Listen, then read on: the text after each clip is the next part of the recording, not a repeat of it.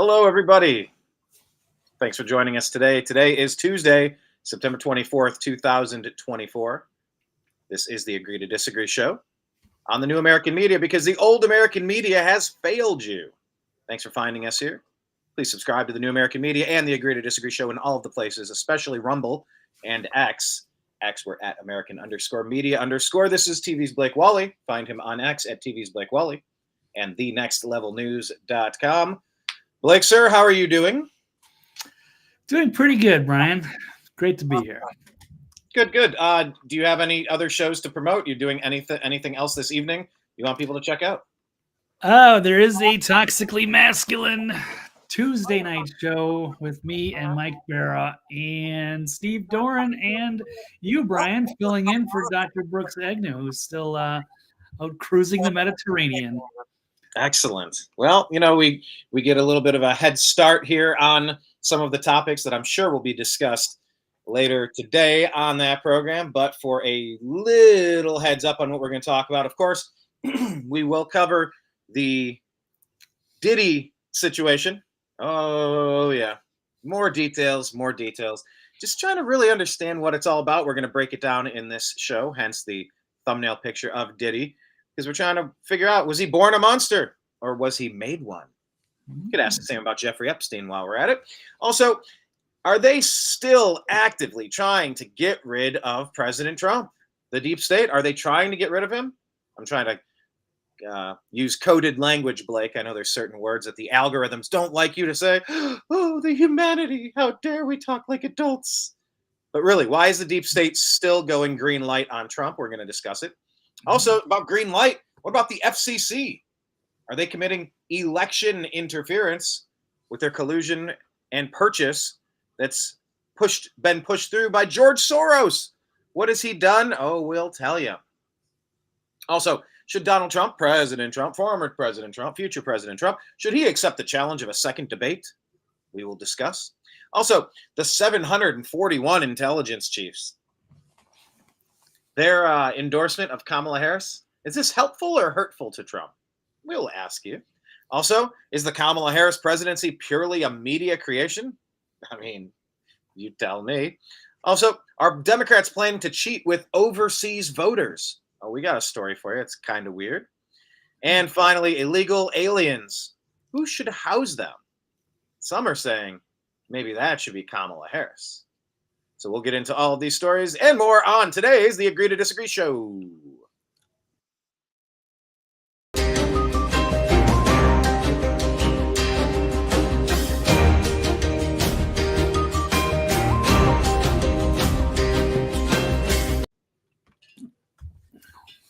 All righty then. I guess let's start with our cover boy, Blake. Mr. Sean Combs, he used to be called. Then it was Puff Daddy. Putting daddy in your own name, and then you had a butt plug fetish. Interesting how this turns out. Anyway, continuing on. Then he's Diddy, right? Puff Diddy? No, that was just Diddy. I think we just jumped to. Now it's felon. Potential felon. Potential Epstein. Let's talk about this, Blake. What are we even dealing with here? Did you see the meme where it said Biggie wasn't actually cross-eyed? He just knew to keep one eye on Diddy at all times. Have you seen that one? I have not seen that one, but yeah. Find it while you pull up your story. But yeah, man, what should we make of this? Is Puff Daddy, has he always been a monster, or was he turned into one? I'm going to say he's probably always been one, but I don't know. I mean, obviously, I'm not close to him, but it did seem like, yeah, either Biggie or Tupac. Seems like people in that industry were fearful of him or wanted to kind of keep their distance. Yeah, there's a lot of stuff going around. It's a lot. Seems like the dam is broken on this, kind of the Epstein of the music industry, potentially, or it could lead to bigger things down the road. I'm not sure, but one of his bodyguards says that there are tapes of politicians at these freak-offs that he used to host, either at his home or in hotels, and claim that the rapper learned from other music moguls. So it appears like it's like a hazing ritual of sorts that just goes, that's pervasive in that industry. sometimes. So right here, this is the one, Blake. It says even Biggie knew to keep one eye on Puffy because Biggie was notorious for having that lazy eye situation going on. I digress, but I thought it was kind of funny. There's really nothing funny about any of this stuff. But look, I'm going to find the humor in all of it. But yeah, there's been sorrow left in the wake of Sean Combs wherever he's been. I mean, he was definitely implicated in some of these other things. And remember, he made his entrance, his grand entrance into hip hop, kind of riding the coattails of Biggie's death.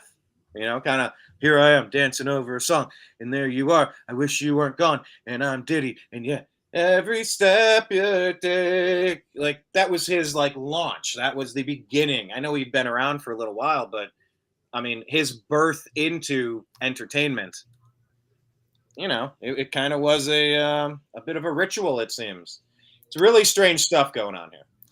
Right. Let me see a couple quick notes on that. I think he own like the Biggie Smalls, like his library, or does he get the money now from the royalties? I don't know if he owns his music or what have you. That's one thing. Another thing, I saw an article from when you're talking about Every Breath You Take. He didn't get permission from Sting for that song, and allegedly pays like $2,000 to $5,000 like per day. I think it actually is. I suppose they're friends now, but that's wild how much money and royalties go to Sting actually for that. Maybe even cost him. Certainly put him on the radar because that was like a huge hit. And he had a few of those. I think it's the only kind of songs that I actually kind of liked from Diddy, like the All About the Benjamins, and with those little mashups, I guess. But that's all right. Yeah, he was an interesting character. There was a Led Zeppelin one with the Godzilla soundtrack. Yeah, that was a good one too. Like Come With Me or something. Yeah, those are probably the ones that I probably like the best. Out of I mean the Biggie, Tupac, Puffy, like that whole 5-year era. I mean, like, there's a sound to that. The sound of that is like what, the mid 90s, the mid to late 90s. Yeah, it was definitely it. And that's like right when I was in like college, and the college parties, and it was Snoop Dogg and all that, Dr. Dre, and interesting times back then. And that was But now we're finding out some pretty nasty stuff on that. It wasn't just gangster culture. It was like this weird sexualized ritual stuff, these freak offs that he was known for. Or at least that he's known for now. We didn't know about this till a week ago after they've raided his mansion down in Los Angeles, and then they found 1,000 bottles of baby oil. So it seems pretty obvious that he's pretty much red-handed. He's had his bail denied, and it's curious whether he's not supposedly on suicide watch, and he's in the Epstein area of was it Rikers?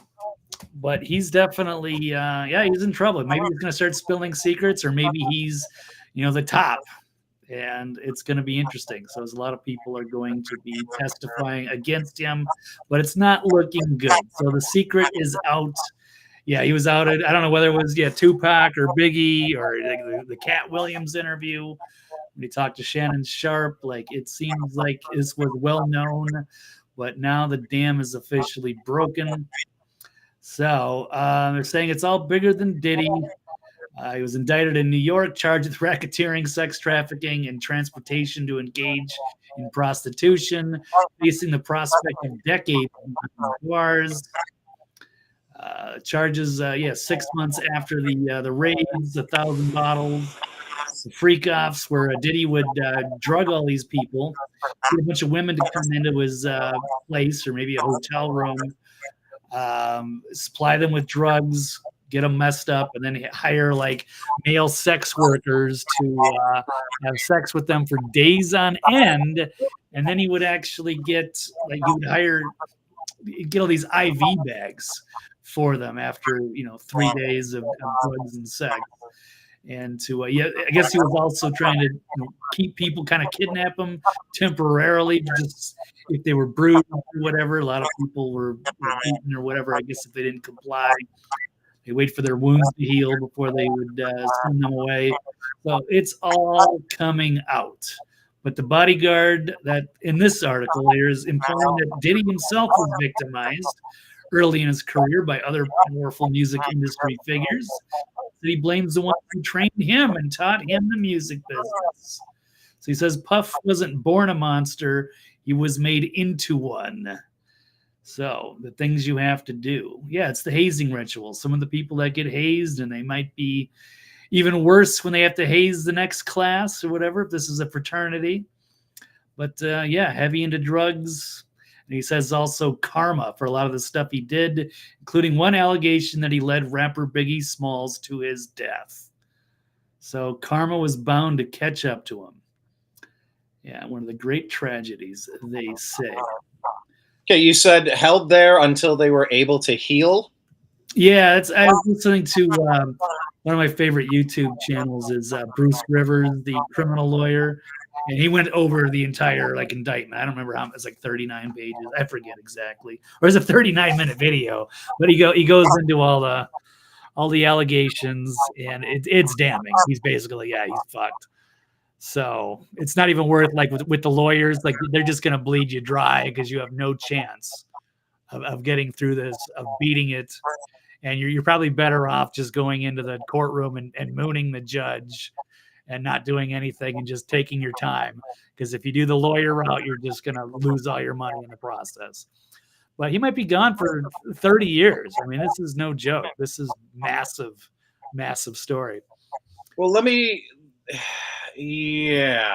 okay. So Rick Norman, what's up? He's asking, wondering how much Jennifer Lopez knew. Yeah, she's tied into that. Yeah, she was at those parties. Anybody's at this party. LeBron James.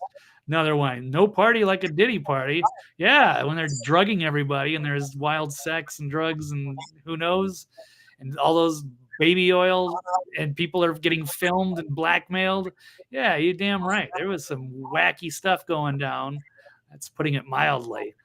So let me play this real quick. You said politicians. The allegation from the bodyguard is that politicians are involved. This is an interesting video if you haven't seen it. This is Chrissy Teigen and John Legend having a conversation. Blake, have you seen this one? I don't know. Maybe not. Let's roll it. All right, let's roll this. Just pick it out, read it, and answer. Public place, you did it. Is this the best or the worst? What do you do? The best. Okay, the best. And by the way, he starts sweating instantly. Watch this. They pick the random question out. As soon as she reads the question, he starts wiping his forehead. Or the worst? What do you do? The best. Okay, the best. Probably the Obama thing. John, what's the? Oh God. Oh God. John. What? What is wife talking about? I don't know. We heard We're not- Obama in there. Chrissy, get back in. What happened? We're not What was the Obama? going to discuss You're not that. gonna discuss it? We're not. We're not. Oh my God.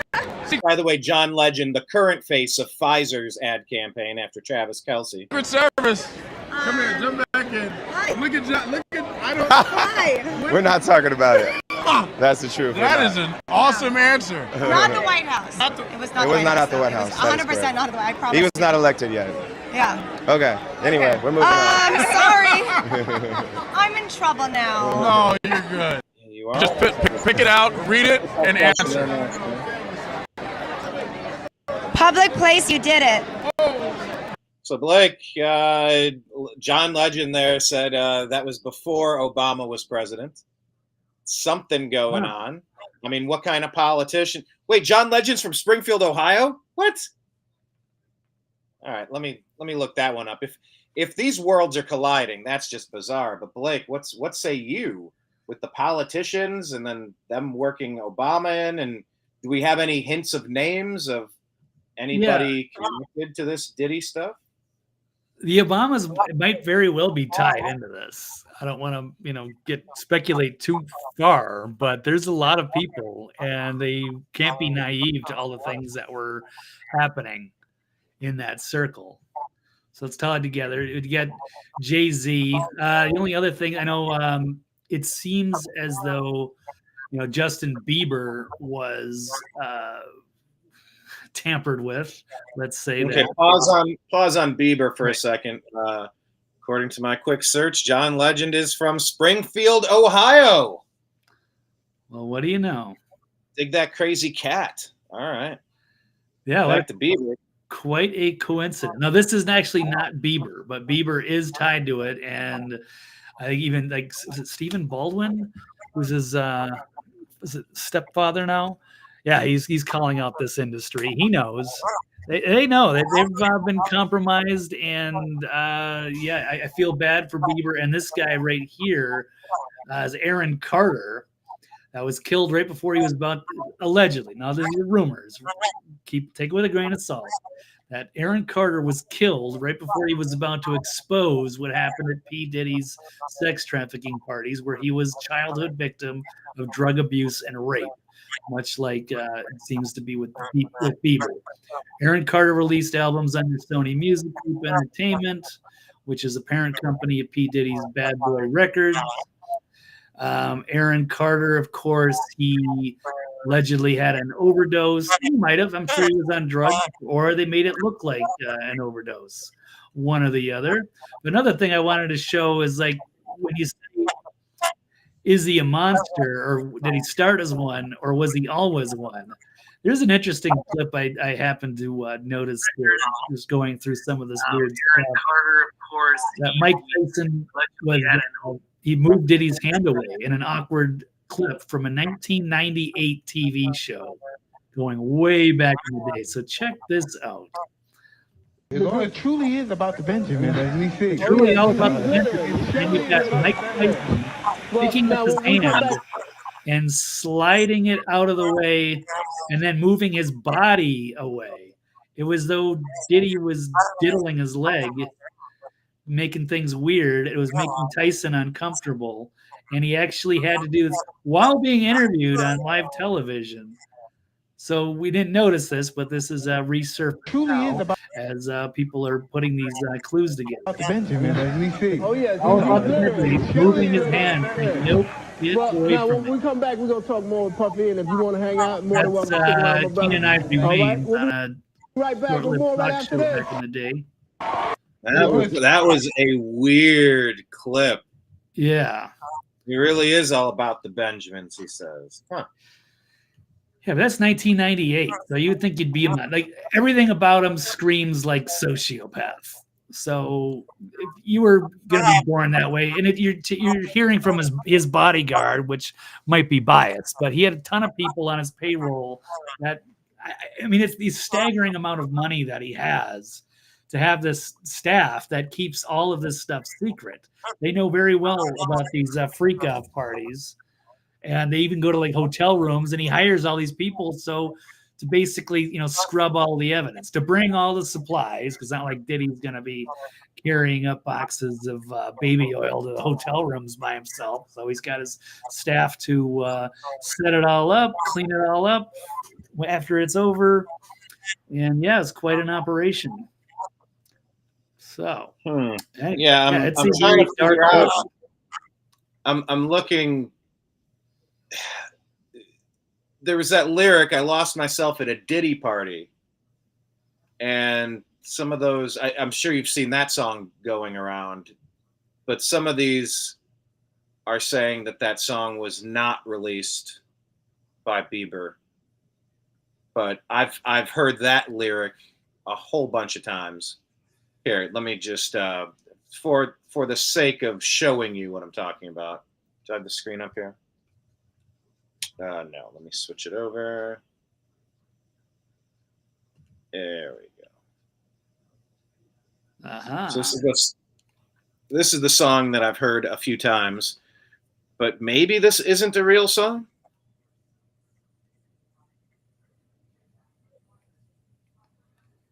And by the way, this is where We'll copyright.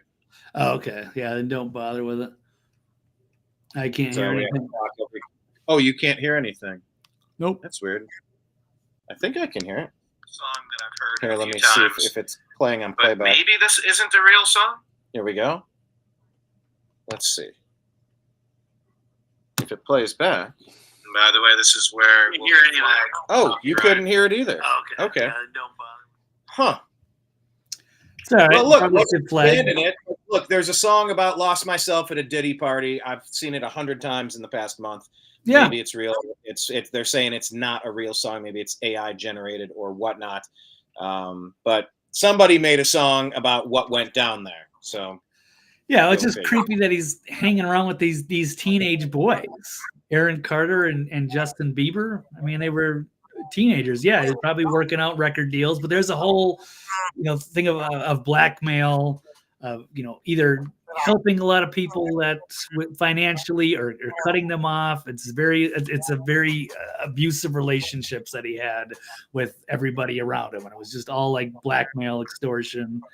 It's crazy. And then sex and drugs, and but now it's getting exposed. Yeah, there could be politicians tied up, maybe the Obamas. I don't want to speculate too much, but certainly not far from it's not far-fetched to think that that's happening. And then we don't know. As like an alleged corruption scandal currently gripping New York City politics, at least according also to this Daily Mail article here.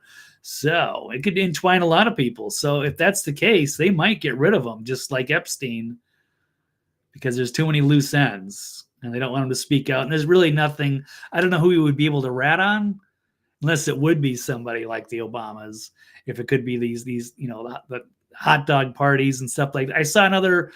I don't remember. It's an old WikiLeaks email. I don't know if it's. I can't confirm it. It was Ben Affleck was connected to it. Yeah, I mean Jennifer Lopez, and there's so many of these high-profile names, or whether it's Chrissy Teigen or John Legend that have been in that as well. So there could be a hell of a LeBron James. I mean, some of the highest level people, athletes, music industry, politicians, that could be entwined in this, and it's pretty bad. But I mean, it needs to be exposed. This music industry and Hollywood and politics, they shouldn't be, entwined with, sex trafficking rings. And what else have you? So the bodyguard was saying that somebody did this to Diddy in the beginning, and then he just started doing it better than anybody else. Maybe it's just, it's how the music industry works. And I mean, I'm sure they get you compromised in order to make deals. Oh, you want a record deal? There's a lot of really, I mean, I heard a Black Keys interview on Rogan, I don't know, it was a couple of years ago, just talking about there's so many talented people out there that have great music, but it's kind of up to these record companies to put this out, and just how the music industry actually works, and how many of these, this music is just sitting on ice and unrecorded, unpublished. And it's a tough industry to break into. So I mean, maybe some of these people, or if you're an actor or actress and you want to get the role, are you going to sleep with Harvey Weinstein? Yeah. So, but that's been going on a long time too. So people are willing to do things, that aren't morally sound. I'm not judging them. I'm not saying I could blame them or saying I wouldn't do the same things that they are in their situation. You want to break through, you want to be a big star, well, they're going to have to compromise you. And so maybe you're going to have to do something you don't want to. So are we about ready to have the Oprah? Oh, gosh, that's another one to be tied into it. Yeah, we want to go down that hole. Oprah, Tom Hanks. I don't want to. I want to let it unravel, but I mean, it's not like politicians are doing much to get to the bottom of the Epstein stuff. So, I mean, John Legend is the face of Pfizer, taking over for Kelsey, who got connected with Taylor Swift to become the biggest name in sports. Oprah is connected to every one of these things. Tom Hanks was the voice of the woke Cleveland Indians changing their name despite 98% of their fan base wanting to keep everything the way it was, he was the voice of the new era of Cleveland baseball. It's like all of these people get kind of the retread opportunities. They are the voice. They are the face. They're the commercial front. Like if you do something for them, you get your kickbacks. Just like all these politicians. They made $13 million on their book deal. Oh, did they? Oh, did they? Okay, that is some awesome bribery right there. That is some fantastic bribery. It's just money laundering. If you do this, it's a quid pro quo. We'll do this, we'll do that. Want to say thank you to one of our deep state handlers, Ashley Sanders. Thanks for being here and pasting the same stupid comment you made the other day. That is your real name, which it is not. Okay. All right. Well, we're unraveling this stuff with Diddy. Is he more dangerous to the powers that be with this information? Were they building a case or were they cleaning a crime scene, Blake? Were they wiping all this information gone? Does he not have a dead man switch?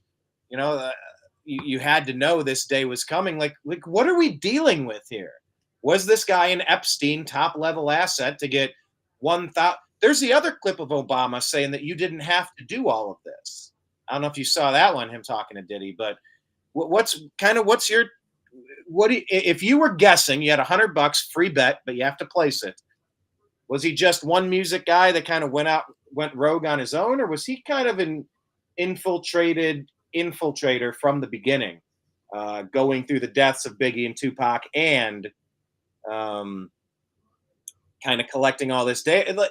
What do you think, Blake? Is he an Epstein-like CIA, Mossad, deep state asset, or is he just a rogue guy that kind of picked up some things along the way, didn't like how it went? He said, you know what? I'm going to be in charge of this next time. I'm going to have the power in Hollywood, and only Cat Williams will call me out in advance. What say you? I don't think he would be scripted from the beginning. I think he probably became that. Maybe they just trusted him, and that was just they kept it under wraps for 20 years, 25 years. But eventually it just started to spill over. Now they're trying to contain it, and it's a big mess for everybody involved. So now, he's going to be in Rikers. He's going to be away for a long time. Everybody's going to turn on him, and they'll probably try to bury this. I'm actually maybe surprised that they did show some of this evidence. Like they would have just tried to keep a low profile on it and then hide him somewhere. But bringing this stuff up with all the the baby oil, 1,000 bottles. Like now we know you can't get out of this. So there's drugs and prostitution and sex parties, and he's in trouble. Not the same way as probably Epstein. Epstein was probably a little bit much higher level than Diddy was, because he was involved with the highest levels, royalty, topping these model agencies. He had his hands in everything. Politics all over the place, and Mossad ties. It gets really bad, which is why they don't. Which is why he allegedly committed suicide, and we still haven't found out what happened with the raid on his island and what all kind of evidence that he was carrying. So let's play these two clips here. Where's the volume? The White House. We put President Obama in the White House. So saying we put President Obama in the White House. And Clint, if you guys go back, I spoke with Clint Russell. He was on a previous episode of the Agree to Disagree show. Good episode. But he says Diddy spent decades pushing the vote or die campaign. As long as he was helping Democrats get elected, he was offered protection. Next time you see a famous person loudly recruiting for the Democrats, you should remember this video here. Thank you. And I just want to say how much I appreciate Puff Daddy for doing the kinds of work that he's doing, because he doesn't have to do this. But this is part of what. And by the way, with the heavy eyelids and kind of the slurred words, Obama appears to be high in this video, but let's just Hey, Joe, thank you. And I just want to say how much I appreciate Puff Daddy for doing. Like when he says Puff Daddy, like that word didn't even come out right. Sorry, but like his eyes are really droopy, and Diddy was known for getting people wasted around him. Puff Daddy for doing the kinds of work that he's doing, because he doesn't have to do this. But this is part of what is important about giving back. We applaud you. He doesn't have to do this. But it's and I want to apologize for not sweating, but I do this so much. I'm so cool. I just want y'all to see everybody I'm interviewing is sweating. I'm not even touching my brow. I'm so cool, and I want to apologize. I ain't trying to make you look bad or nothing like that, but I'm just so cool. We T-shirt. I tell you, if he was wearing one of those fancy designer clothes he's designing, he'd be sweating just like me. Weird, and we know the what is it, Sinclair? Is it Larry Sinclair stories about Obama from earlier this year, Blake, on Tucker Carlson's show? Was it? I can't remember. He's been around for a while. I think I've heard him on Alex Jones over the years.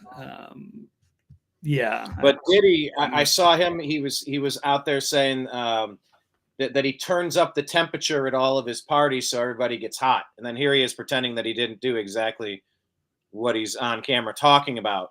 It's part of their strategy. You make everybody hot. Make everybody hot and serve everybody champagne. Oh, it's laced with drugs.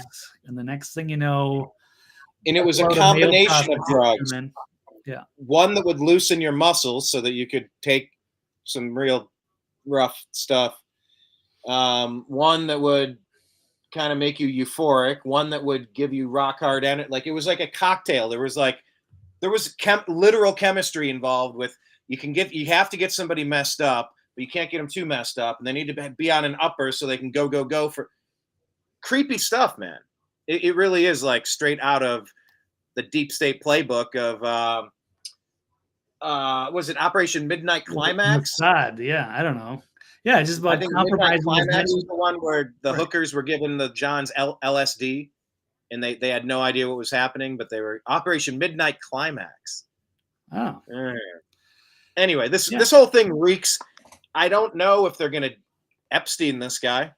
Once again, $300 bet. Do you think he's going to survive his way through a trial, or do you think he's going to be found mysteriously? Oh, shockingly, the guards were both asleep. Oh, I know he was the camera, but the camera stopped working. We don't know what happened. How did he get shoelaces in there? I don't know. Oh, I know, if he has a little prison pocket. Anyway, right. Blake, do you think he survives through trial, or do you think they Epstein him? I don't know if it matters. I think he's going to be put away no matter what. Either he's going to mysteriously die, or yes, it's another suicide, or he's going to be gone for 30 years, and we'll never hear from him again. So I guess that's kind of the same thing. So I don't know if he'll ever get a chance to talk or, spill what he knows. But I mean, if the buck stops with him, then I don't know. Pied Piper saying, what do you say? Pied Piper here is saying that Diddy will be Epsteined. Kenneth is saying did he? I don't know. Rick Norman wondering the ethnicity of Weinstein and Epstein. What was going on with those? Weinstein and Epstein. Rick Norman is agreeing with my analysis there. Blake, would you agree with it that Obama was definitely high in that video? Yeah, certainly could be. Yeah, it wouldn't be surprising at all. Puff Giddy. Yeah, he was a little giddy in that video. Larry Sinclair, the BJ and Crack in Waukegan, Illinois. There we go. Hello, Benny Hill. You've got a great username. Thanks for joining us today. Yeah, for some reason, they've allowed a few people to witness our feed today. Thanks to the 63 people watching live. We appreciate you.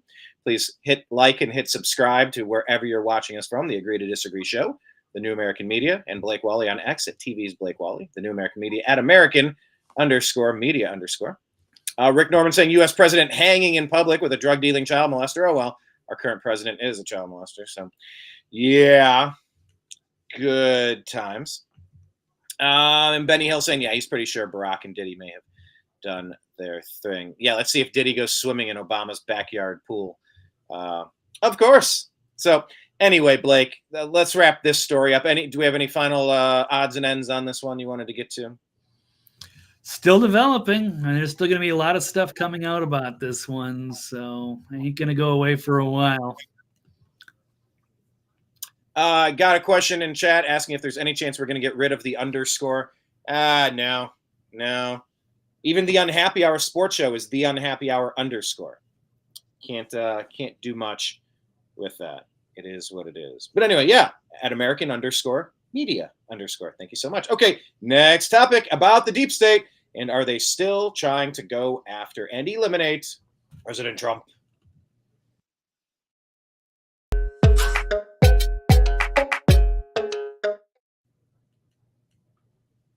All right, Blake Walley, do you agree or disagree that the deep state is actively trying to still assassinate President Trump? Yes, 100%. I agree. That is going to be a continuing theme. Let me see if I can pull up a story here. What's going on? Also getting this comment while you grab the screen. Kind of interesting. I do actually like the comment. Where did that go? About the underscore. It's funny. It says, I mean, it only takes you 2 seconds to say underscore, but if you add up those 2 seconds at the end of the year, that's probably a vacation's worth. And saying that Dane Cook did such a great roast on anyone who still has underscore in their handle. You got to go see what he just did. Okay, sounds funny. I will check it out. Anyway. Okay, go ahead, Blake. Yeah, no, it's all good. Interesting comments there. Oh, is he doing voice to text? All right, that's explained. Otherwise it's a lot of fast writing there. Okay, you got Representative Matt Gaetz saying a DHS source told him there are actually 5 assassination teams inside the United States targeting Trump. At least. Yeah, that they know of. And then I would say that there are, more prominently known. And then who knows how many other wackos are out there being riled up by the media. So he made the comments after Ryan Ruth tried to kill the former president after hiding in the bush for 12 hours. Ruth somehow knew where Trump would be within 500 yards, despite the round of golf not being on the schedule and the decision to be being played last minute, which leads many to think that there is a mole, probably even in the Secret Service. So let's check out this clip with Matt Gaetz with Poso. Here we go. And I'll break a little news for you. I had a senior official from the Department of Homeland Security in my office before the second assassination attempt saying that what he has assessed is that there are 5 known assassination teams in the United States, 3 inspired by other governments, 2 that are here that are known domestic assassination teams. And with that, this individual was coming to me concerned that the force protection around President Trump, even prior to that second assassination attempt, was not sufficient for what it needed to be. And the coordination at that level, at the dignitary protection level, is like the bare minimum that we have to do to keep our presidents, our presidential candidates safe while they're on the trail. So there are 5, I just want to follow up, 5 assassination teams. Are they all targeting Trump? Is it other officials? Yes. No, wow. I should have been clear about that. 5 teams that we know are targeting Trump. And so that raises real questions about why certain teams were being pulled off of the Trump detail and put on, for example, the Jill Biden detail. Now, we don't want anything bad to happen to Jill Biden, but at the same time, the threat envelope for her was substantially different than the threat envelope around President Trump, and it would not have necessitated pulling assets away from the Trump detail for the Jill Biden detail or the John Bolton detail or any other details that were beefed up. At the same time, the requests from the Trump detail and from the Trump campaign for more security were going unanswered. Yeah. John Bolton and the mustache, the arch neocon villain, gets more security detail than Trump, apparently, or at least according to Gaetz, or more than he needs. So yeah, it's unusual. Yeah, and I don't think the presidents should have any. It shouldn't be up to the president whether or not they want to protect the person that's trying to take their job and throw them in prison. Like that is a clear conflict of interest. Like the high crimes and misdemeanors of this Democrat, regime that seized power in 2020. If you want the regime who stole the United States to be tasked with keeping Trump, the one they stole it from getting into office, I mean, come on now. There's no universe where that should be under the purview of the president. That should be something extra presidential. That should not be up to the person in charge. And the defense should be robust, but President Trump should have double security. He's a former president. He gets security for the rest of his life. And he's a candidate. He should have triple security. And he's a candidate, and he's leading in all the polls. So he should have the most because it's most likely he's going to be the commander-in-chief again. By the way, this would be a wonderful time to remind you that you can go find countervailing views by visiting cisa.gov/rumor control regarding elections, and the WHO website, who.int, and cdc.gov for all medical issues, and cdc.gov/vaccines specifically regarding medical and political related claims, Blake. Okay, so let's talk about this assassin list. This is strange. And by the way, beep, beep, beep, beep, breaking news, the son of the guy who took the shots has now been arrested. This is getting weirder. Yeah, definitely. I didn't even have that in the stack because I didn't even know it was a rumor or what have you. But that was the new part of this story, is that I guess he got busted for having child porn. But there's a lot of people that get hit with that, and I don't think it's always real. I mean, like this, remember Stephen Paddock, the alleged shooter of the Mandalay Bay, and his, I guess his brother was saying that it was BS story it was, and all of a sudden he had child porn. There's been several people like that. They will put you away. It's so I don't know. I don't know if any of these. It's one of the easiest things you could fake. Like how look what was found on the laptop. Who knows who put that there? And like that's the easiest thing to just. It's a magic brush. It's pixie dust. You could sprinkle. You know what it is? It's kind of like Dave Chappelle. I think he did that joke. Maybe it was his stand-up specials. I don't think it was the Chappelle show. And he sprinkle some crack on him. You know, like when the cops shoot somebody, you sprinkle some crack on him. Yeah, Chappelle. Yeah. Something like that. But anyway, so let's get back to the letter, I suppose. Obviously, the guy's son has now been arrested for CP. We'll see what happens with that. But what's going on with this letter? Because it sure seems like he's called for the Autobots to assemble, the Decepticons, rather. It's almost like they put out an APB, all points bulletin. Let's go get Trump. We got to get him. Sorry, I missed. Like, yeah. Why do we get this guy's manifesto in a week, but the trans shooter who targets Christians and targets white people and targets whatever had this person's brain rotted by this radical indoctrination in their schools? That's hidden forever. But this is put out in a week.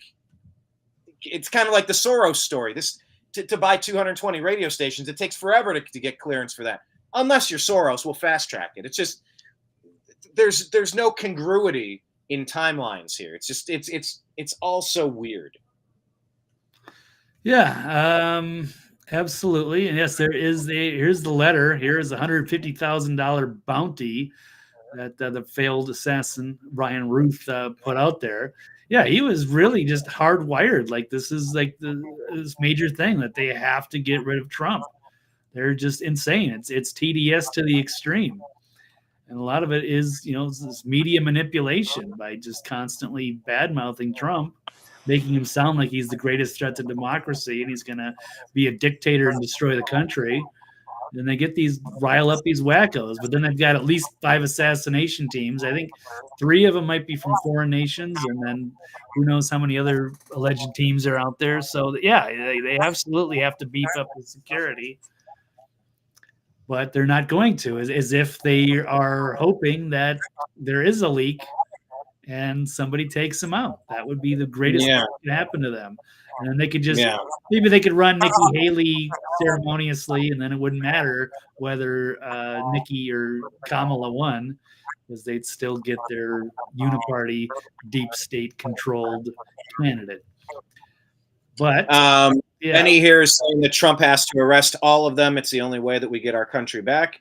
And of course, John Bolton was brought up, and thanks for this awesome message here. Every time I see Bolton, I think about this one dude who used to ride around in a convertible at Newport Pier at Balboa Bay trying to pick up little hotties. He had a digital sign in the back window of his vehicle that scrolled, "Mustache rides, 5 cents." Yeah, to try to get that visual out of your head now, John Bolton cruising the pier, mustache rides. Well, Thanks for he does that. have a great mustache, but that's about all that's great about him. He was a that's fair. a Benny also wicked says maybe figure. his son was the one who's going to make good on that $150,000 reward. Who knows? But someone is obviously on Trump's inside, on the inside of Trump's team, who's compromised, giving out information on his whereabouts. I mean, it feels that way, whether that's provable or not. If it sure feels that way, Blake. Yeah, I believe that. It's unfortunate that Ron DeSantis allowed him to be taken into custody by the feds. He should have stopped that, because I'm sure if they could have done their own internal state investigation, they probably could have found that out. But now if he's getting taken by the feds, I don't expect any of that information to come out. So that's bad. Also of note is that his bail was denied after FBI recovered 6 cell phones, one of which had contained a Google search of how to travel from Palm Beach County to Mexico. So he was ready to pull off his shooting and then go racing to the border. So that's pretty bad news. We'll see what comes of this and what they do with this Ryan Ruth. He is appeared. I mean, he's going to be going through some court hearings, so maybe we'll get some answers soon. I don't know. Yeah, he also in the vehicle he had 12 pairs of gloves, his Hawaii driver's license, of course, documents, and a handwritten list of all the dates of all of Trump's appearances through the campaign season. So, anywho, crazy story. Yeah. What else? I like seeing President Trump out there on the campaign trail, but I also don't really want him taking any chances. I think that's fair, right? Yeah, no, I don't know. I totally understand. It's like I'm almost like just campaign from the basement for the next month. Just get elected, president-elect, and let's just get to work. Just get through this. But you can't get through this unless you get to that, and the way to do it is by holding your massive rallies and winning the people over. Because you go to the rallies and you come away with a different perspective than what MSNBC or CNN want you to believe. That's for sure. Yeah, absolutely. You got to hear it straight from him, because they're not. I mean, the only one that CNN, I believe, recorded even was the one in Butler, suspiciously. I'm not 100% if that's true, but that is one of the things I'm seeing that's going around. Like Ryan Ruth apparently had like a GoPro or some kind of a camera, like he wanted to film the assassination, and then CNN team finally shows up at one of the rallies, and it just happened to be the Butler one. Like they wanted to get those good close-up shots of get that snuff video for their elitist friends.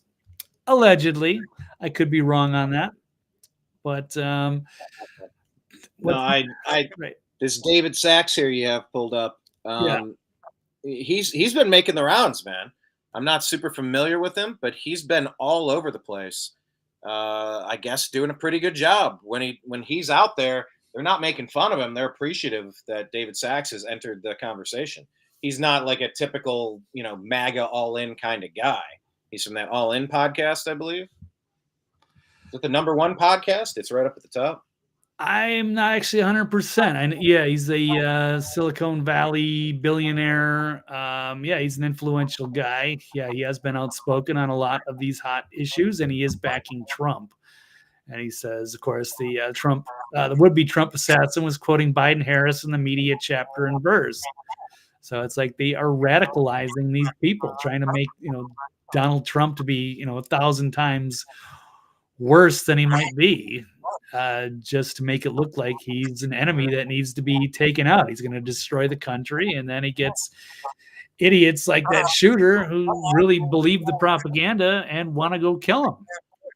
So, and we blood on their hands. Not that they seem to care, but anyway, that's just one clip on that. So I think that's all I have on that particular subject.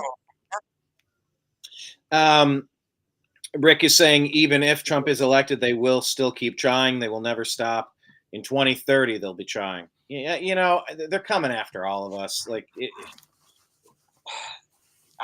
that's just all I have to say. They're coming after all of us. It's not that they're going after Trump. They're coming after everybody's freedom and civil liberties right now. It's global. Macron is doing it.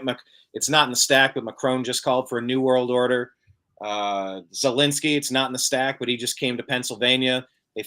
Biden's team flew him in on U.S. military craft to campaign for Kamala Harris and trying to find a way to get permanent money. I think they called it like Trump proof, so that Trump can't get elected in a month and a half and then that the money can dry up. They want some way to continue the gravy train, even if Trump gets in and stops the war, like he has said. But Benny is also asking, what chance do we have when we can't trust the FBI, the Department of Justice, the CIA, the media, and on and on? They cheated in 2020, and nothing was done about it. It's obvious how this will work out. Blake, do we just give up then? It's a good watch point. some No, football and let it burn? We can't give up. No, we can't let it go down without a fight. So that's it. Yeah, they have gotten very powerful. And they are working against us, and it's us or them.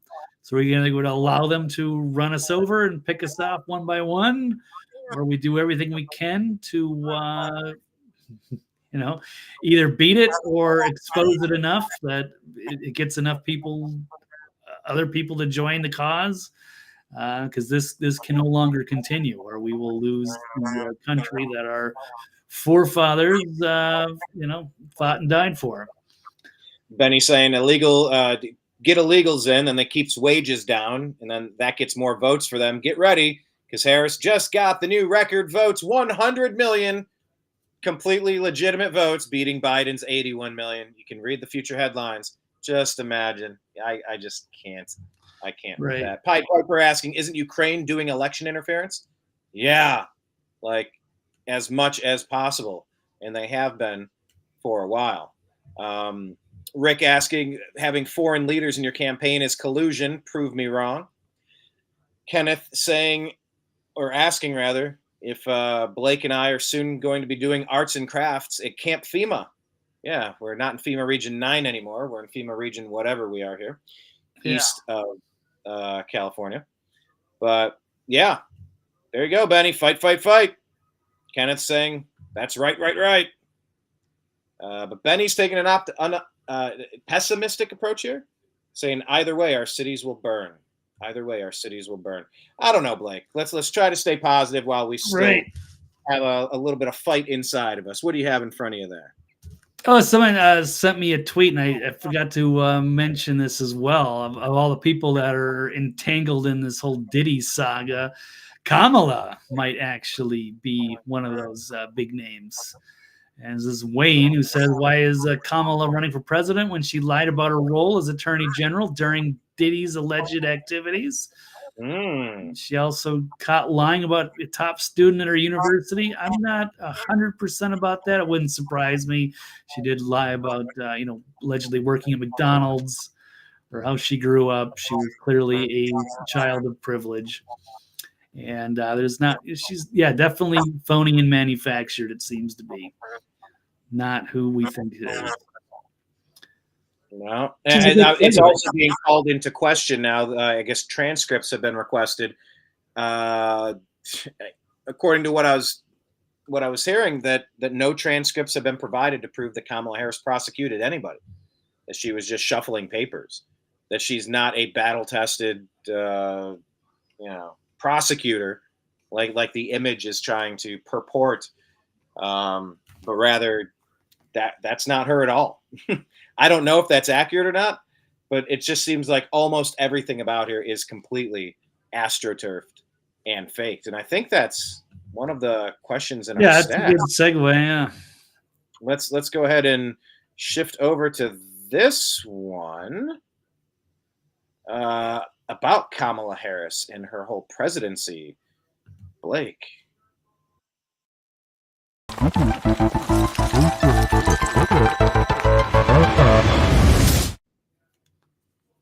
Agree or disagree that Kamala Harris's presidency is purely a media creation? What say you, Blake? Agree or disagree? Yeah, I'm going to agree with that. Let me pull up a story if I can. I got a couple of quick notes on that. Of course, big tweet that was put out from Greg Price, which Elon Musk highlighted. Back in January, Kamala Harris's approval rating was only 28%, and it was 32% at the beginning of summer, and today it is nearly 50%. What changed? Well, just the media coverage. That is literally the only thing that has changed. And yes, Elon Musk is right to say manufactured by the media. And then we also have Tucker Carlson saying she is, where I got that line, she's purely a media creation. So how did she all of a sudden become so popular? We're hearing the is a talking point that people are on a sugar high. Yeah, but it's all, nobody cared about Kamala until Joe Biden unceremoniously destroyed in the debates. And all of a sudden now she's a big star. Then they needed her. So, and Tucker Carlson said, yeah, the media has the power to create a virtual reality. And it seems to be working. So it's not about, her rise is not about her political acumen, obviously, and it's about the media machination. So it's interesting because it happens at exactly the moment the media's credibility and business model are both collapsing. So now they are tying everything to Kamala to beat Trump. So it's personal. I'll say real last lane. Yeah, our public persona carefully crafted, every statement and appearance meticulously managed to present an image of competence and moderation. That's all themes Carlson has said to reiterate and emphasize. And because, yeah, she obviously doesn't do interviews because she's not good off the cuff. So they have to have all their talking points memorized, scripted, and then they let her off to, use the same talking points, even though she's still dancing around the issues about what she's actually going to do, especially when it comes to the economy or the border. Yeah, and her answer, well, I was born in I come from a middle-class family. Yeah. I shared a cartoon of the woman coming home and asking her man who's on the couch eating food, eating chips and drinking beer or something. So when do you plan on cleaning out that garage today like we talked about? Oh, I was raised in a middle-class family, he responds. Just try to change the subject. Talk about something else. Run out the clock. Word salad. Hold the meat. It's absurd. She is so in over her head. We're still wrapping up 4 years of weekend at Biden's though. You feel like there's no way somebody so unkamalified for the position could possibly take that position. But here we are, Blake. It feels like we're doing a redo, not a weekend at Bernie's, but a Groundhog Day 4 years ago. Remember when 51 intelligence officials came out and said, oh, the Hunter Biden, I can't believe Trump would say that about cats and dogs. That's been thoroughly debunked, sir, says the ABC. David Muir, what's that guy's name? Yeah. Well, that's been debunked. No. No, there's video of this. Was it the city manager, one of the city officials, talking about the reports that they've received, going all the way back many months ago. So now that 51 intelligence officials came out and lied through their teeth to cause election interference against President Trump and for this puppet Joe Biden, now there's 741 intelligence chiefs endorsing Kamala. Blake, agree or disagree that this is harmful to Trump? I am going to disagree. Yeah, it seems like it's a lot of people, and it sounds like a bold thing. Wow, 741 intelligence chiefs. But then you realize a lot of them are the same ones who lied about Hunter Biden's laptop. Of course, they're endorsing Harris. So is that a good or a bad endorsement? Yeah, hundreds of so-called, we don't know who all of them are, national security experts, that's debatable, have thrown their weight behind VP Harris. Among the self-proclaimed guardians of democracy are several individuals who infamously dismissed the Hunter Biden laptop story as Russian disinformation. So, yeah, they need a serious and capable commander-in-chief in the defense of American democracy. Well, they can... Okay, fine. You don't like Trump, but I mean, how can you possibly think Kamala would be better qualified? That's ridiculous. So, anyway, I mean, if you're okay with World War III, I mean, we are moving rapidly toward a World War III. Is that what we're aiming at? Is that the hopes and dreams of for our kids, for the neighbors in our community? Is this what we want? I mean, she is the deep state war hawk candidate, and we could wrap this stuff up and focus, I don't know, hundreds of billions of dollars on rebuilding our infrastructure and making this country awesome. Or, I mean, what? This is just the planned demolition, detonation of the United States of America. This is the Barack Hussein Obama plan. It's the Cloward and Pivot strategy to overwhelm the system with tens of millions of illegal aliens, overwhelm the system with way too much debt. You can't even make the interest payments. Overwhelm the system with too much foreign war. You can't even defend your own country. You don't have your own stockpiles. You don't have your own natural gas reserves. You don't have your own gasoline, strategic oil reserves in this country. That everything's been depleted. I mean, we have been left so vulnerable for attack. If someone were trying to intentionally set up the United States for destruction and invasion, you couldn't do a better job than they are currently doing, even if you want to say that they're not actively doing it or intentionally doing it. It would look almost exactly the same. So, if these are the 741 intelligence chiefs, the same ones that lied about the Hunter Biden laptop, and many of those people from the Hunter scam have also signed this one, Blake. So, yeah, I think this endorsement should do as much to help Kamala as the non-endorsement from the Teamsters, and it should do as much as the IRS endorsing Kamala. It's like, yes, if all the worst people are going in with Kamala Harris and the Democrats, well, I mean, it's pretty much solidifying exactly the opposite of what you want out of this world. So I'd say vote against her, but maybe that's me being radical, Blake. Yeah, I mean, even if I didn't know who she was running against and I just saw all the endorsements with, Dick Cheney or the IRS or the supposed intel chiefs or all of these celebrities that don't matter, or Hollywood or Wall Street or the Fortune 100 CEOs. And if they're all on that side, then I am going to, by default, think that the other person is probably the populist and the one that we would want against the establishment. So there's never been more obvious on the lines. Or maybe, Hillary was pretty bad. But this is kind of a repeat. This is Hillary 2.0. Yeah, or it's the Nikki Haley that the deep state was trying to go for. Remember that story? Nikki changed her plans to go to the RNC right around the time that the shot was fired at Trump. It's like, oh, you thought maybe you had a bigger role to play there. I don't know. I'm not accusing her of knowing anything, but it's just, it's disgusting, man. Like, there are some obvious, easy fixes that we could do to make this country a better place. And I'm just concerned about the actual votes being counted this time. I don't know. What is too big to rig? How big does it actually have to be to survive cheating efforts, Blake? I don't know if you had any more on Kamala here, but this one is another story about Democrats, if you agree or disagree, that they're planning to cheat with overseas voters. So, I mean, if you had any more to wrap up on this aspect of, rigging the election by trying to put all these intelligence traitors lying about Trump and endorsing Harris, what about what's happening with overseas voters? Yeah, this is a huge story here. This has been coming out over like last Friday, I think.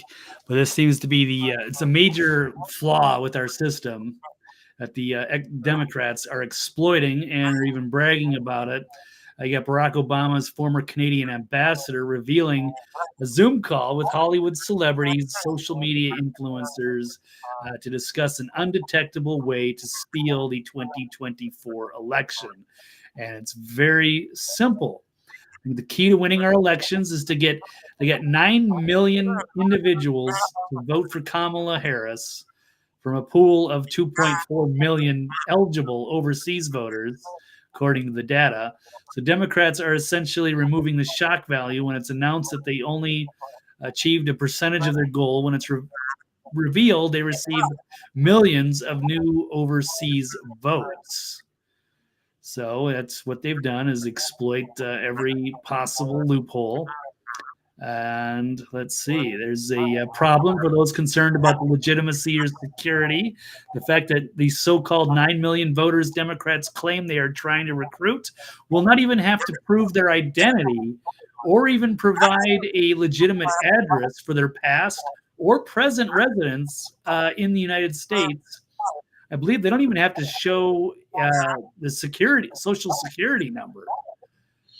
What in the world are we doing? This doesn't make any sense. Right. Well, like, if you're going to go overseas, if you live in the country and you're going overseas for whatever reason, maybe you get you go to Oxford, or you go to some school abroad, or you go traveling and you're going to be out of the States and you're not going to be able to vote in person. And of course you have military that is overseas. There's rules for how you can get, your vote to count here, but you should absolutely be able to prove your residence. But they've changed things around, and I think Chucky Schumer had something to do with it. Well, I'm sure he would. But I guess they've keep finding ways to make. So here we go. Anything they can to try to gather up many votes, especially in these swing states, these battleground states, anywhere where they can get an advantage and just get tons of votes. Now, these aren't even actual physical ballots, which is even more terrifying. So I guess this was justification for Chuck Schumer to advocate for electronic delivery of ballots to unverified non-military requesters claiming to be U.S. citizens living overseas. So advocacy for military voting access has wide support, as it should, and lobbying efforts describe the bill as benefiting the military. But in reality, it's non-military overseas voters benefited the most from these changes with this loophole. So I guess Schumer had something to do with getting that done. And it was in 2009, and required states to distribute blank ballots to eligible voters 45 days before Election Day. Required states to deliver the ballots by email and other electronic means to all that request them.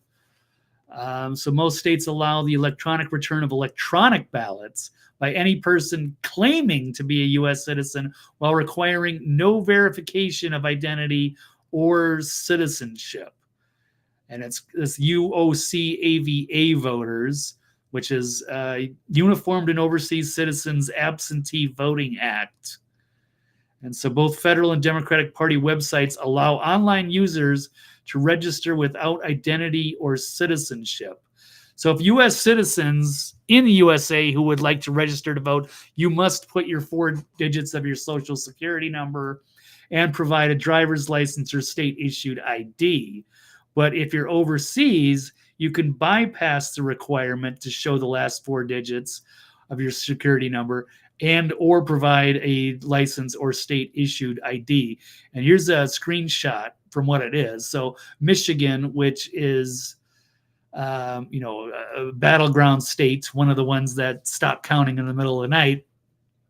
Well, they got all the ballots, and apparently a lot of the ballots may have been from these allegedly overseas people. So when you're trying to request a ballot, you put your social security number if you have one. But if you have a social security number, you can provide it. But if you don't have it, you can provide a state's license. But if you don't have either, you can just check the box that indicates I don't have the above identification. And most states will accept the form without a state's identification card or a social security number.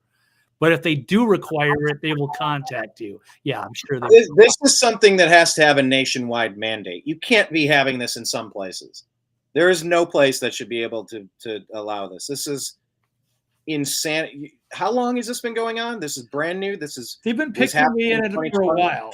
I guess it's something from either 2002 or 2009, or it keeps getting amended and doctored with. It's one thing to allow your service people. They're overseas. We sent them to war, but they want to vote, or maybe they want to, vote against George Bush because they're at war. And if they get John Kerry, maybe they'll get to be brought back into the United States, or Obama, or what have you.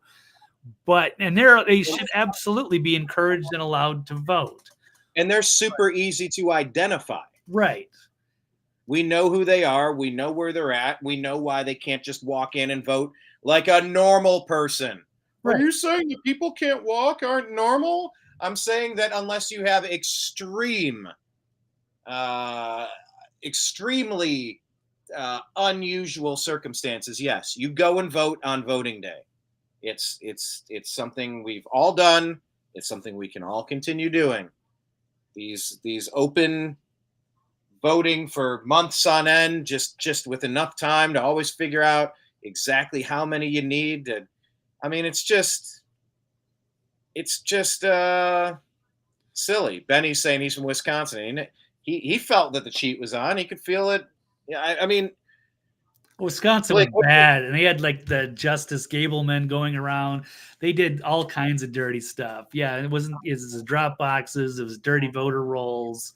It was they were getting ballots from like senior citizens that were like dementia patients.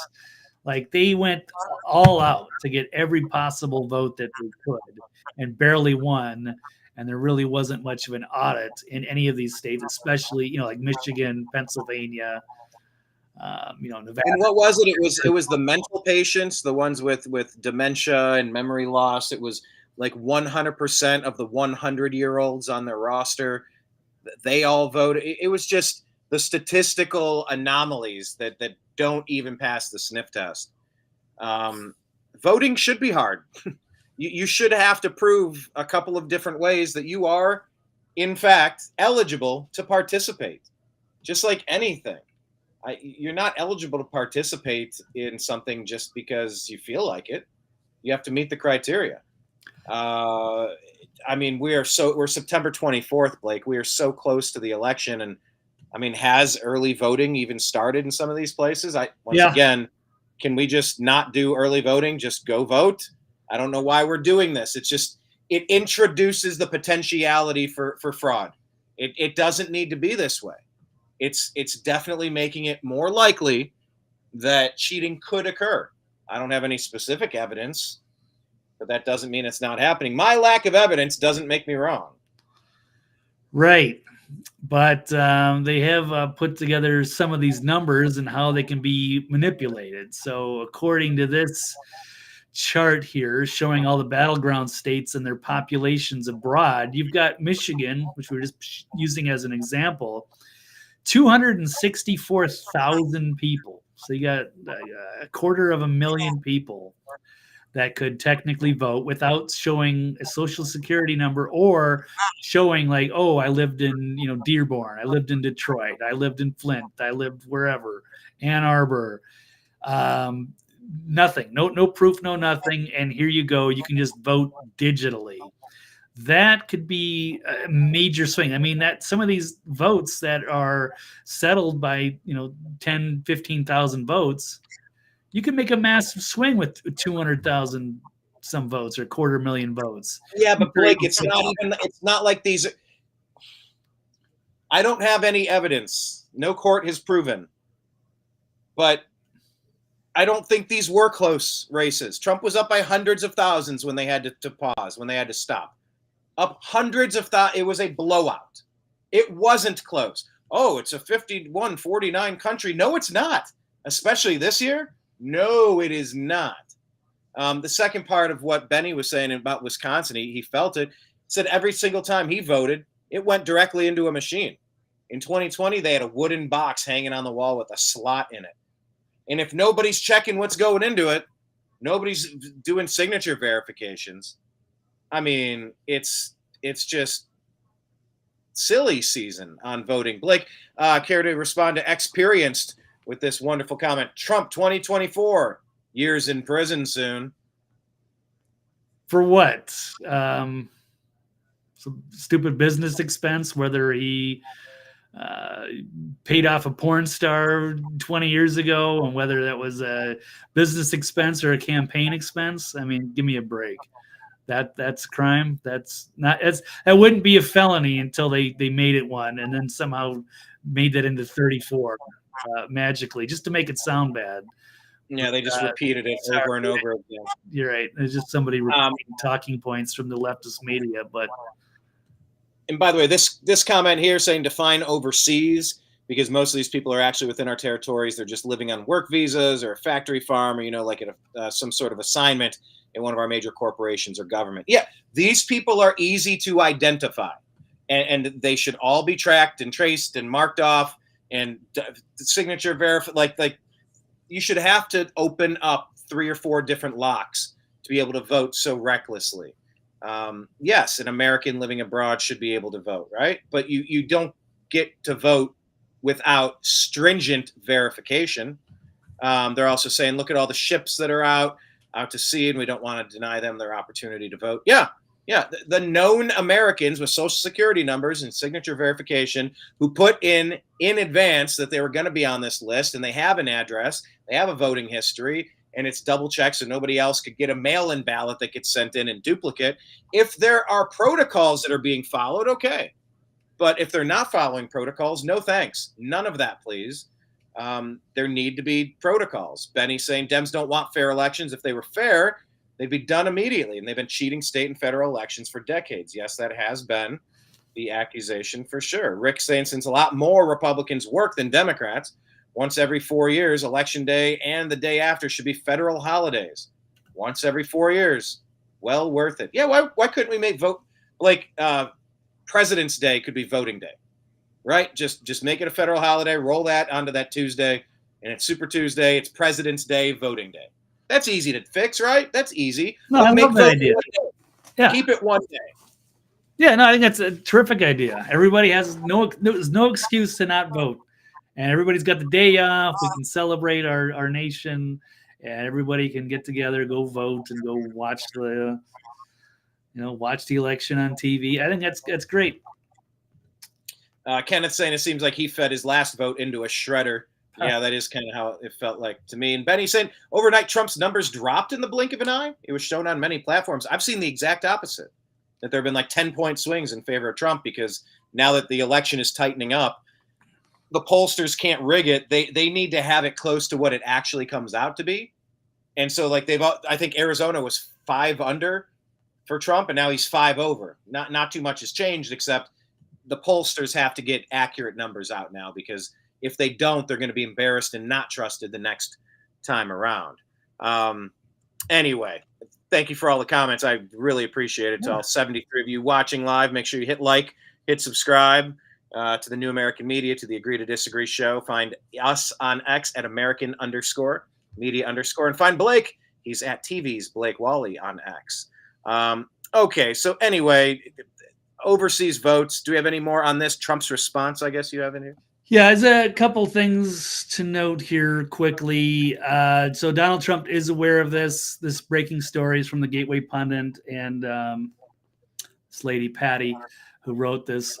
So he's saying, yeah, the Democrats are talking about how they're working so hard to get millions of votes from Americans living overseas, but actually they're getting ready to cheat.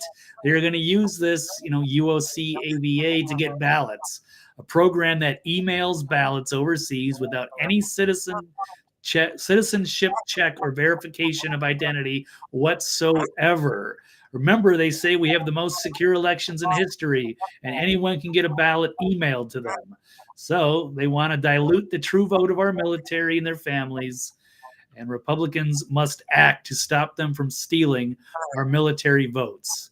And if you vote illegally, you're going to jail. That's assuming he can actually win if they don't cheat him.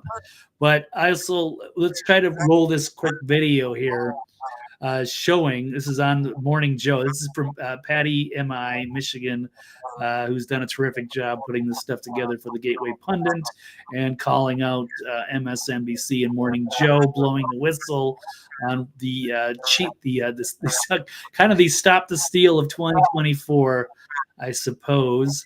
So let's check out Morning Joe and Micah and this Canadian ambassador from Trump or from Obama.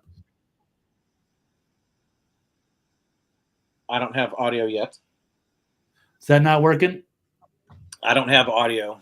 Oh, and it's weird because my bad. audio didn't play one of them either. Maybe try again. Yeah, so here it is. Sorry, this is Patty, Michigan.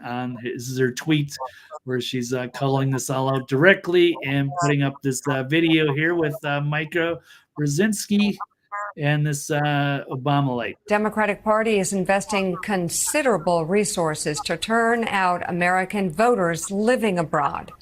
According to DNC officials, there are 1.6 million Americans living overseas who are eligible to vote in 7 battleground states. Here's one example that shows just how critical this voting bloc is. In 2020, President Biden won Georgia by just 11,700 votes. According to the Election Assistance Commission, there were over 18,000 ballots cast from overseas voters registered in enough to swing that whole state. Georgia. Joining us now, former. That feels exactly right, actually. Thanks for telegraphing that play, Mika. Appreciate that. Yeah. Wow. Ambassador to Canada, Bruce Heyman. He recently participated in a meeting called Americans Abroad for Harris Waltz and authored an op-ed on MSNBC.com entitled How Americans Living Abroad Could Decide the 2024 Election. It's good to have you back on the show, Mr. Ambassador. So how to get the word out to Americans living abroad? What's the challenge here? Well, the challenge is many Americans don't even realize that they can vote when they live abroad. And then when they realize they can vote, they don't know how. Do they call mom and dad back at home and say, how do I do this? Get me an absentee ballot. But this is protected by federal law. And this federal law has been established for all 50 states that Americans living anywhere in the world have the right to vote. And all they have to do is go to votefromabroad.org, register to vote, and get your ballot. Now, those ballots are by law sent out 45 days before the election.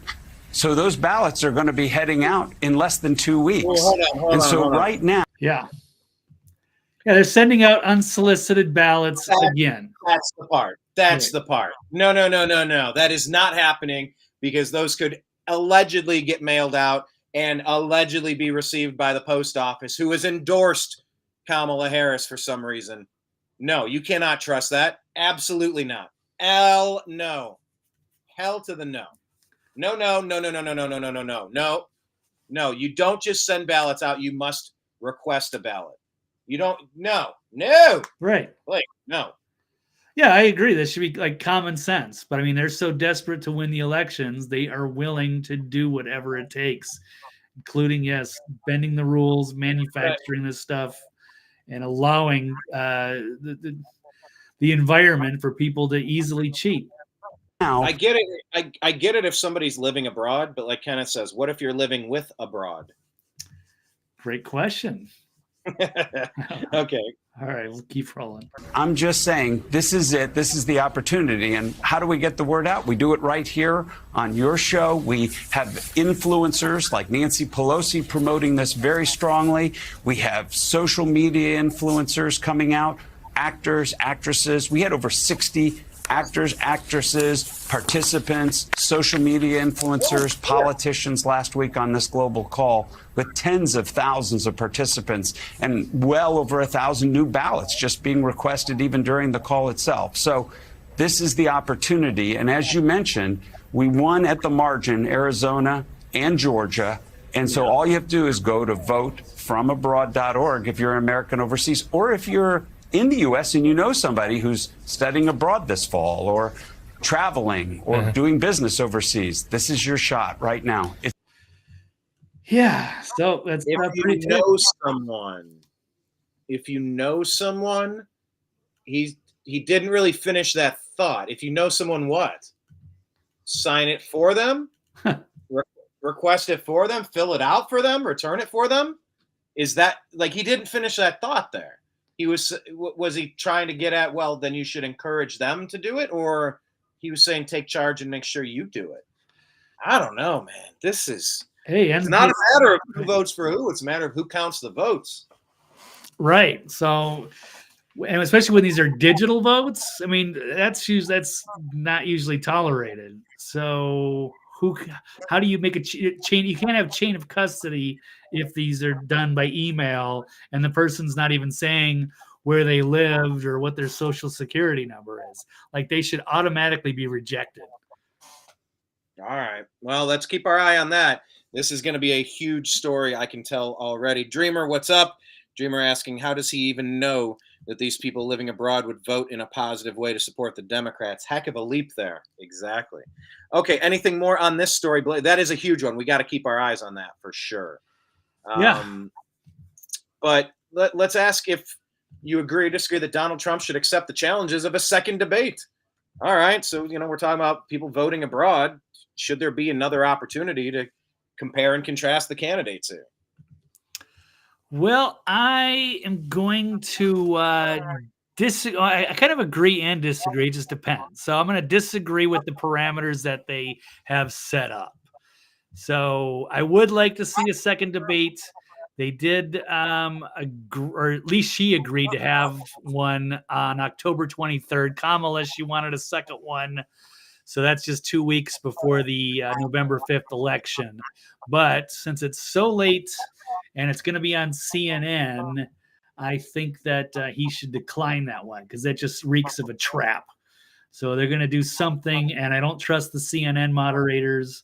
And they're going to do something, the same type of thing where they're going to fact check him, not fact check her, let her get away with BS, try to get her to, have a few zingers that they're going to be trying to set up that are going to make it look good just 2 weeks before the election. I think that's a trap.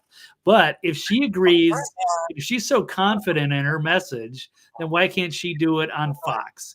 He did one on ABC. We saw how much of an advantage that it played. We saw what the moderators did there, David Muir and his associate.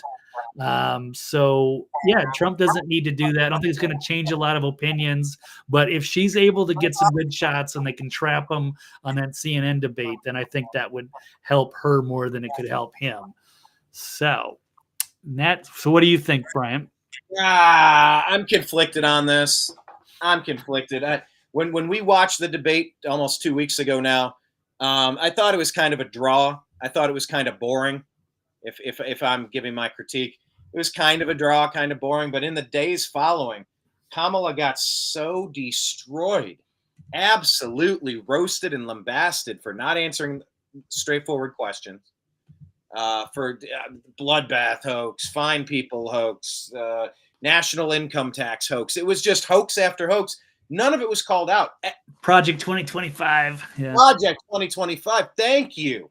That stuff should have been fact-checked in real time, or they shouldn't have fact-checked anybody and just let them put on the record what they want on the record and let the pundits figure it out and sift through the carnage afterward. I didn't think Trump easily won it in the moment. In the days following, it's obvious that he crushed in that. I don't think he needs to prove a damn thing. He already knocked out the person who received all of the Democrat nominee votes. He ended Biden with a flawless debate. Finish him. He finished him like it was Mortal Kombat on a Sega Genesis. He finished him. So he beat Kamala. What more does he need to do? Does it really move the needle to do it again? I don't know. But Blake, you said it would be on which network? It wouldn't be on Fox? No, she's agreed to it on CNN. Oh, good God, no. Right. No, get out. She agreed to it. You know what? You set it up. You give it a date. You say, I'm going to do a debate against Kamala Harris. Fox News, by the way, it's going to be Jesse Waters, and who was the other one that Trump picked out? He said, I don't want Brett doing it, and I don't want Martha. I want Jesse and somebody. Gutfeld? I don't know. I don't know. It should be Gutfeld. Fine. Like, why don't you ever get somebody that's going to defend the Republican in a debate, Blake? They'll put up Chris Wallace, who's going to repeat the fine people hoax in the debate. Put up Megyn Kelly to say, you called a lot of women bad names. He's like, I call a lot of bad people names, but only Rosie O'Donnell. You shouldn't be taking shots from the side that's supposed to be your side during the debate. You take shots from every other outlet. You should have at least one friendly outlet that's going to kind of have your back a little bit. At least be fair. In 2024, it feels like being fair is being biased and being, preferential toward a candidate. I don't know. I think I would just say I'm doing the debate, and Kamala has been invited. Crazy Kamala. We'll see. We'll see. We'll see if she takes it. But I'm doing it. I'll do it on my own if she doesn't show. But she's not a chicken. I think she'll show up. Do it like that. Just announce it. Just announce it like in Wag the Dog that you ended the war with Albania. He can't do that. He can't end the war. He just did. Do it. I don't know. I have mixed thoughts. I don't necessarily think that it's going to matter. But anyway, we'll see how it plays out. I don't think he should. Come on. CNN, Blake? Nope. Come on. Why would you go to CNN after watching the way ABC, ESPN, Disney did him? I mean, the first one was great with Jake Tapper and even Dana Bash. Two people I wouldn't normally trust, but they actually ran a professional debate, and it ended Biden's career, and not because of the hosts, not because of the moderators, not because they fact-checked him, but I mean, it just seemed to be a solid structure. But ABC was clear the fix was in. Yeah. The fact-checking one side, a sorority sister for Kamala on the other side, Dreamer saying no need for another debate when one side won't answer a question. I don't know. We'll see how it shakes out. I could see the upside and the downside to both of these. I guess we'll just see. I guess I had a little hanging note here if you had any more to add on Kamala in a second debate. But nope, we got two quick stories and about 8 minutes left. So, yeah, let's hit those. We're ready to roll in the last two. Should illegals be housed by Kamala voters? Agree or disagree that illegal aliens should be housed by Kamala voters? You know what? I'm going to agree with that. Like if they're running out of housing, or putting them in nice hotels, or all these big taxpayer funded, they're giving all kinds of benefits. It's wrong. And so this Ohio County sheriff is under fire after urging residents to record addresses of Harris supporters to send illegal immigrants to their homes. So another blatant example of Democrats' willingness to silence anyone who dares to expose their hypocritical policies. You got Portage County Sheriff Bruce Juchowski is under fire after his bold suggestion that residents should take notes of homes displaying the Kamala yard signs. Those same homes should be opened up to the very illegal immigrants that Harris and her leftist allies are so eager to flood into American communities. So obviously the sheriff is a Trump supporter, does not like the idea of these open border policies. And so there's a firestorm for the liberals who couldn't handle the truth being spoken so plainly. So, yes, he's publicly called her a flip-flopping, laughing hyena, and he's got a dismissive attitude on some of her policies. So, anyway, he's sort of apologized, I think. He didn't really back down, but he said his comments were a little misinterpreted, but he stands by the essence of the message. It's not like calling for violence. He's sworn to protect all citizens of his county. But yes, he does have a First Amendment, and he's allowed to be critical. And that's about it on that one. So I don't know how many people realize how bad her policy is on the border. And they don't realize how out of control it is and how she has no ability to defend what's going on. We can only assume it's going to get worse. But once again, just the reminder, as border czar Kamala Harris has been doing, she's not failing. It's not that she's doing a bad job. She's doing exactly what Obama wants her to. She's doing exactly what Soros wants her to. And, you know, for elected officials to call this stuff out and really just call it for what it is. Look, if you're uncomfortable with what's being said, maybe you should be a little bit more uncomfortable with what's happening. Quick show note here. Rick Norman is asking, hey, gentlemen, I don't know who he's referring to because it's only you and me in this place, Blake. Surely no gentleman to be found here amongst us scoundrels. Yeah. He's asking, hey, gentlemen, are you both going on with Mike tonight? Blake, take it away. Tell him where to find it. Yes, absolutely. 9 o'clock Eastern Standard Time will be Toxically Masculine Tuesday with Mike Barra, myself, Steve Doran, the Trail Boss, and then Brian Engelman will be filling in for Dr. Brooks Agnew, who is cruising the Mediterranean on a well-deserved, awesome trip, Italy and Greece and Switzerland and a few other places. So good for him. Excellent. Thank you for that. What is this one? This video of Harris chanting down with deportation. Good grief. Yes, this is another problem with their whole border policy is that this is 2018 before she was even in power, but this lets you know what her policy really is. And yeah, she was caught on video with good old Jussie Smollett. That's the great actor. There he is right there. And I think Natalie Portman is over here. So they were chanting a down with deportation. So that's one of the things that Trump is promising is to get a lot of these people that should not be here and push them out of the country. So, but she's clearly not. She doesn't even acknowledge the giant crisis that she herself is in large part responsible for. Border czar. Anyway. So yeah. Gotcha. Did you have the clip? Did you want to play a clip? It's a short clip, I think. Just people are chanting and she joins in. Yeah. Oh, that's her husband right there. Uh-oh. Let's see. Let's watch a Manscaped commercial. For extra delicious game days. Ooh, I got Manscaped hot dogs. That's some subliminal advertising there. Yeah. I don't know what's going on. From Manscaped to hot dogs. That felt very intentional. Is this a Diddy intro? Maybe. Oh, here it is. Okay.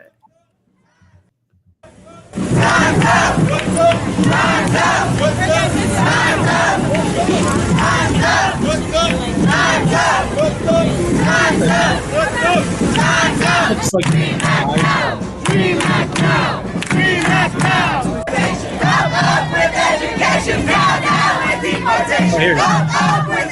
up with education, down with deportation. Down with deportation. Up with education, down with deportation. So, down with deportation. Even when Who you're allowed. Does she work for, and why doesn't she work for you? It's a good question. All right. Well, final question here, Blake. This is a huge one that, this is kind of just happening, and there's going to be a lot to unpack. Maybe we'll get to more of it, some on Mike's show, maybe some on Thursday. But agree or disagree that the FCC is committing election interference with George Soros. This is nuts. I can't believe this is being fast-tracked. Yeah, so this has been kind of a late breaking story here. I haven't even watched this video here, and I might have to bail, but maybe you can play it, or maybe I can squeeze it in here.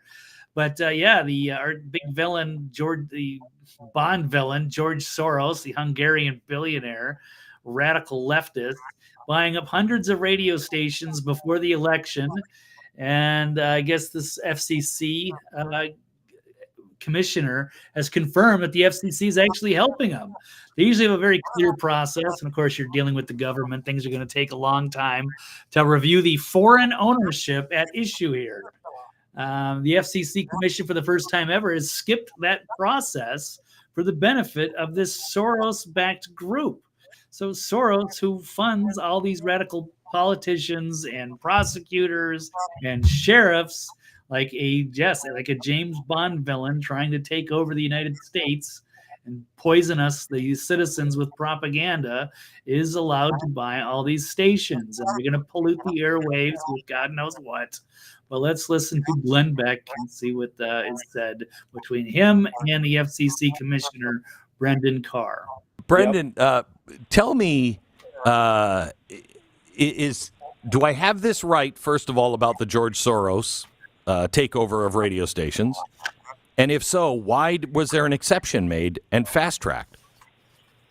Well, as you know, the New York Post has a story out last week, or actually yesterday, that says that the FCC last week adopted an order that effectively fast-tracks Soros's purchase of these 200 radio stations. And I haven't commented on that publicly, because the fact is the FCC hasn't released a final decision to the public yet, but the reporting is that we adopted it last week in a 3-2 vote. I've been outspoken on this particular issue for the reasons that you talked about. We have a very clear process at the FCC that we've set up that could take 6 months, could take a year to go through to review the foreign ownership at issue here. But for reasons that are not sort of plain to me, the FCC commission, for the very first time ever, has skipped that process for the benefit of this Soros-backed group. And I'll sort of let people draw their own conclusions about it, but it's an unprecedented decision for the commission. Never happened before. That's right. We at the commission level adopted one way that you can buy radio stations if you have excessive foreign ownership, which they do. And that one process is this lengthy 6 to 1 year national security review, and it's been skipped here. Now, look, a lot of these stations are probably just, classic rock or news, but not all of them. And they don't have to be. They can switch there's a number of formats. stations that, there's a number of stations that you're on. For instance, at least 3 stations that you're on that are part of this deal. Same with Sean Hannity, same with Dana Lash, same with Mark Levin. So there's at least some of these that are, conservative news and talk outlets. Well, I don't know if we got to pause there because I got to go. But that's good. That should terrify all of us. I can continue maybe just extrapolating that if I want. But any final thoughts on this, Blake, as you run? No, that's alarming. A Hungarian radical who has been meddling in American politics for years is the first person, I guess, to break the barrier of the FCC has made an exception for him, the first time in their history, to allow him to buy a staggering number of stations, which he is going to use to push propaganda. We can only assume. Why else would he do that? And why else would they fast track it? So, yes, this is blatant meddling, election interference with Soros, and it's disgraceful that the FCC would even bend the knee for this guy. So something's going on. It's not good. But no, we agree. We'll keep our eyes peeled on that. A lot of breaking news today. Blake, tell people where to find you. And one more time about the show tonight so people can tune in. You can tell the show tonight because I got to go. But TV's Blake Walley on Twitter and thenextlevelnews.com. Thank you so much, everybody. Good to see some new faces in here. Thank you, Brian. And we'll catch you in a few hours for TMT. All right. See you later. Good night. Take care. There he goes. Blake Walley, everybody. Yeah, it's terrifying what Soros is doing to buy up. And then they also are trying, I don't know if they have succeeded in saying that certain models of cars will no longer have radios equipped with them. That doesn't make any sense. That doesn't make any sense to me. But if you're trying to eliminate thought, if you're trying to eliminate opposition, it makes total sense, I suppose. But this is the last chance. This is the last exit we have before we Thelma and Louise right over that cliff. So please link up with us. Follow Blake at TV's Blake Walley. Yes, we will be back with Mike tonight. I think we're going to stream it on the New American Media X, which is at American_media_. I think we're going to stream it on YouTube, the youtube.com/the New American Media page. So like and subscribe, hit the notification bell, please. Leave some comments, watch some of our 1,500 videos over the past 13 years as well. We appreciate that. Rumble, please link up with us. We are north of 100 followers now on Rumble. It's a good platform. It's the YouTube alternative. Search the New American Media and subscribe to our channel. We have 2 podcasts on Spotify. Please go ahead and find them. One is the Agree to Disagree Show, and the other is the Unhappy Hour Sports Show. Please subscribe. Having a bit of a problem with Patreon. I am locked out of my Patreon account and don't know why. This has happened on more than one occasion to me. I was going to say that was a way you could support the program, but they don't like us much. We're on Truth Social, the New American Media. We're on Facebook, the New American Media, and a bunch of groups. Search TNAMs, the Agree to Disagree Show, TNAM Food and Drink, TNAM Preparedness, TNAM Grow Something, TNAM Humor, TNAM Golf, TNAM NASCAR, TNAM Hockey. We have a lot of different groups for people that are into certain things. TNAM Trading Cards and Collectibles. We got a bunch of fun groups in the Facebook realm. Also the page, The New American Media on Instagram. You can follow that. And if you were so inclined, we're also on Venmo. If you'd like to say hello, at Brian Engelman, BrianEngelman. That helps offset the thousands of dollars that we have incurred going to New York, Washington, Milwaukee, and Chicago this year to talk to people, to get man on the streets, to get a feeling for what is happening during this crazy election cycle. So yes, we'll be back on Toxically Masculine Tuesday. Like I said, you can follow, watch the show, I think, on the TNAM X, and I think on the TNAM YouTube, also on Mike Barra's and maybe on Blake's. So just find it tonight. We'll be covering maybe some of these stories and maybe others, but I do appreciate each and every one of you watching today. So signing out on behalf of everybody in the chat room. That would be Kenneth with his B2 account, and Rick Norman, and Dreamer, and even a couple of strange comments throughout the day. Thank you all so much. Benny Hill, yes, thanks to you. Thanks to American Princess. Thanks to a bunch of you. You're very much appreciated. But for all the newcomers, just like the invaders to America, just like all the newcomers to our show, hit like, hit subscribe, and we'll talk to you again soon. All right.